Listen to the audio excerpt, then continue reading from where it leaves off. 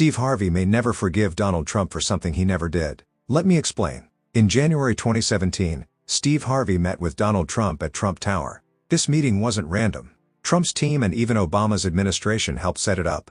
The goal was to discuss ways to improve housing and education in black communities with Ben Carson. At the time, it seemed like a productive conversation. But when Harvey walked out of that elevator with Trump, the backlash was immediate. People accused him of selling out, being used as a prop, and betraying his own people. Instead of standing up to the criticism, he took another route, one that I think was a mistake. Watch this. He said, "Why are you here?" I said, "I want to meet Ben Carson because I have an idea." He got Ben Carson on the phone. Ben Carson talked right away. I told him the idea I had. I wanted to take some of these schools that they had destroyed and shut down in black neighborhoods, and I wanted to take them and turn them into what I call vision centers. He fell in love with the idea. I leave the building, I'm on the elevator, Donald Trump say, "I'll ride down with you." I said, "I'll be damned."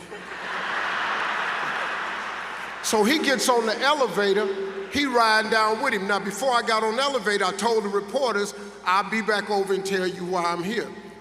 I walk up to the reporters, he walks in front of me. He the president to be, right? So he walks in front of me, now I'm standing there. First word out his mouth was, "We're gonna repeal and replace Obamacare." I didn't shit about that.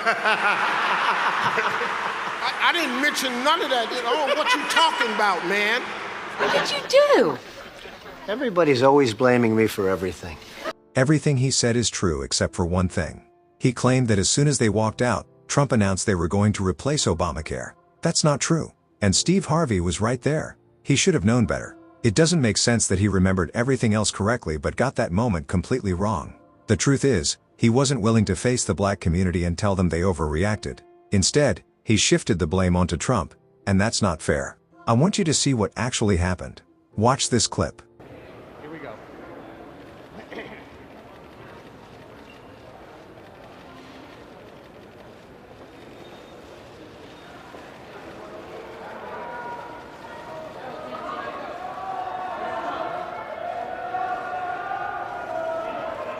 Hello, everybody.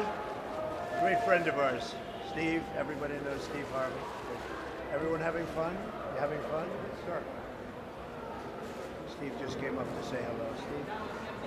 Mr. Trump, can I ask you, sir, how concerned are you some of your cabinet nominees are speaking on Capitol Hill on issues like Russia, Iran, the border wall, and some of their statements conflict with some of what you have said in the past? No, that all gets straightened out. We want them to be themselves, and I told them, be yourselves and say what you want to say. Don't worry about me. And I'm going to do the right thing, whatever it is. I may be right, and they may be right. But I said, be yourselves. What do you say, Steve? Let them do it. I could have said, do this, say that. I don't want that. I want them all to be themselves. Okay, and on repeal, everybody okay? Sir, Everybody on good? repeal and replace. Thank you. Thank you. Say hello to Harvey. Repeal and replace is going great. Sir, Mr. Trump, Yeah. You see, Trump didn't bring up replacing Obamacare right away. The first thing he did was introduce Steve Harvey to the media, calling him a friend who came to visit. That was the first thing out of his mouth. The Obamacare comments came later, after he had already said goodbye to Harvey and his crew. Instead of correcting the narrative, Harvey let people believe Trump used him for political gain. And here's the real issue. He didn't have to do that. He could have stood his ground and said, "I met with the president to discuss real issues that affect black communities." Whether you like Trump or not, that conversation needed to happen. But he didn't. He let the backlash control his response. He let fear take over. This is the problem.